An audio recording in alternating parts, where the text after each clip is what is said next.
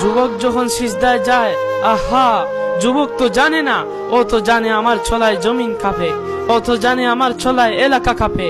হায়, ও জানে না ওর সিজদায় যে আরশ কাঁপে, এটা ও জানে না।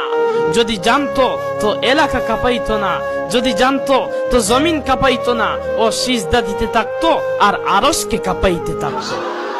যুবকের সিজদায় আরশ কাঁপে, আরশ।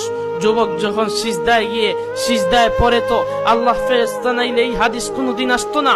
আল্লাহ ফেরেশতাকে বলে, উনজুর ইলা শাব মাগা ইয়াফআল, যুবকের দিকে তাকাতো কি করে আল্লাহ জানেন। তো ফেরেশতা বলে, জাআল আজিলাহু ওয়া মা জাআলাহু লিআজলিক, সবকিছু বিসর্জন দিয়ে আপনার কুদরতি পায়ে মাথলা ঠেকায়া দিছে। তো আল্লাহ বলে, হারা আবদি হাক্কা, হে আমার পারফেক্ট বান্দা, সে আমার পারফেক্ট বান্দা। ইন্নী উবাহি বিহিল মালাইকা, তোমাদের উপর আমি একে নিয়ে গৌরব করি।